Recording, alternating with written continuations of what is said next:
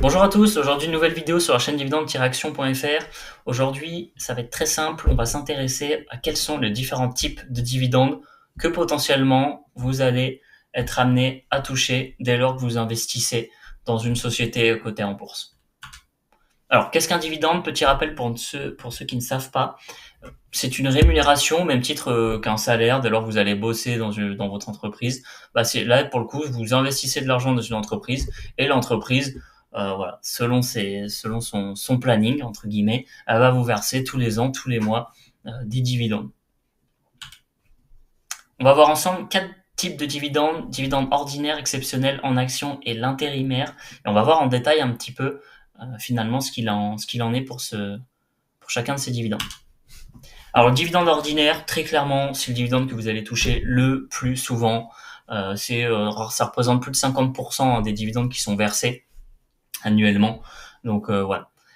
Sachant que ce dividende ordinaire, c'est un versement régulier. Donc là ici dans l'exemple j'ai mis une fois par an, mais ça peut être très bien tous les 6 mois, tous les mois. Là ça va dépendre vraiment de l'entreprise dans laquelle vous investissez. Alors, comment est-ce qu'il est calculé? C'est très simple. Ici, on va prendre le bénéfice net de l'entreprise, sa politique de distribution, la trésorerie disponible et les projets en investissement en R&D. Pourquoi cette partie-là? Parce que toutes les entreprises, et même sur un même secteur donné, finalement n'ont pas les mêmes besoins en investissement. Donc quand je parle d'investissement ici, je parle aussi de R&D, tout ça est très lié. Euh, et voilà, selon la maturité de l'entreprise, il n'y a pas le même besoin en innovation. Et donc aussi cette capacité à innover. Vous avez des entreprises qui vont réinjecter le dividende, d'autres qui vont vous le verser. Là-dessus, ça dépend vraiment des politiques des entreprises et donc de distribution. Dans cet exemple, vous avez très simplement une entreprise qui fait un bénéfice net d'1 million d'euros, un taux de distribution à 40% et un dividende total de 400 000 euros à verser entre les actionnaires.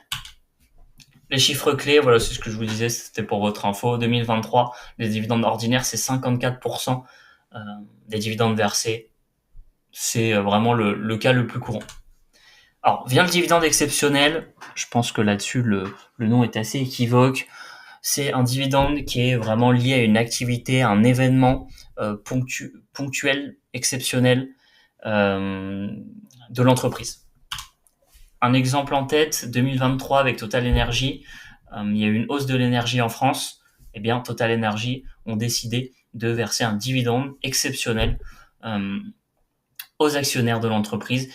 Et ça, c'est quelque chose qui est vu positivement sur le marché parce que c'est un dividende qui vient en plus et donc qui, en plus du premier signal positif qui est de verser un dividende, donc ici en l'occurrence le dividende ordinaire, Total Energy vient rajouter un dividende supplémentaire.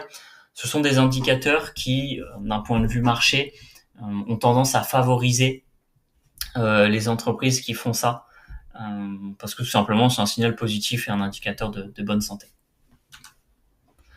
Alors, impact sur le cours de l'action, voilà, donc ça, comme je vous l'ai dit, c'est que c'est vu positivement sur le marché, on passe très vite. Ensuite, on a le dividende en action. Alors, qu'est-ce que c'est le dividende en action? Ça permet aux actionnaires de recevoir de nouvelles actions au lieu d'un paiement en numéraire, donc un paiement, voilà, j'allais dire en liquide sur votre compte titre, sur votre PEA, enfin peu importe. Et ça permet à l'entreprise de préserver sa trésorerie. Et les actions, elles ont souvent proposé avec une décote. Voilà. Alors, les aspects fiscaux aussi importants à connaître, parce que forcément on parle de versement, on parle d'argent. Et bien tout ça, c'est régi par aussi tout un système fiscal qui est assez complexe en France.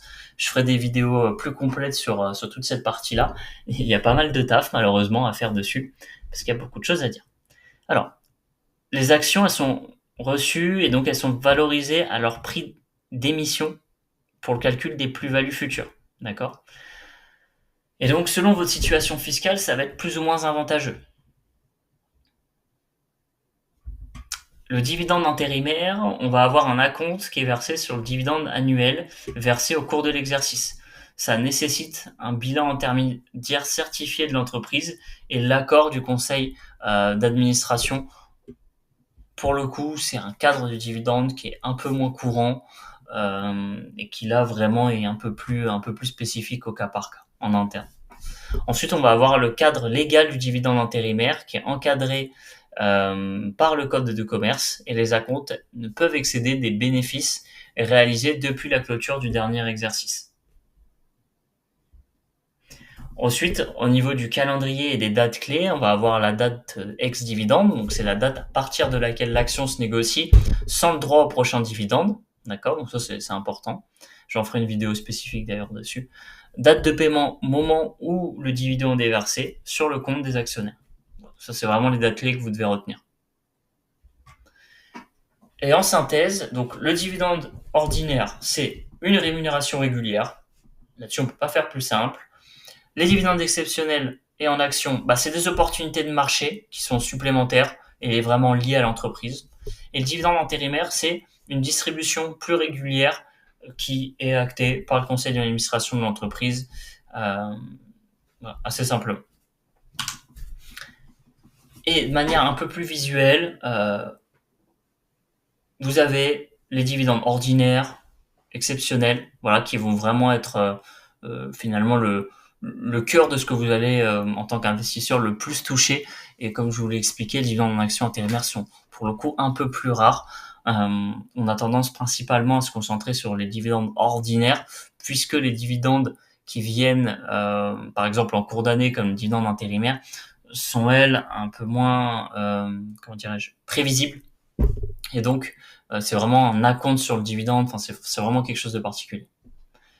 Si vous avez des questions, n'hésitez pas à les poser en commentaire. S'il y a besoin d'éclaircir certains points, parce qu'il y a des points qui sont très clairs pour moi dans ma tête, mais peut-être qu'ils sont pas assez expliqués en détail pour certains d'entre vous. N'hésitez pas à poser les questions. De toute façon, il n'y a pas de questions bêtes. Ça, c'est un guide qui a plutôt vocation à être pour les débutants.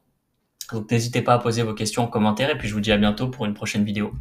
Salut!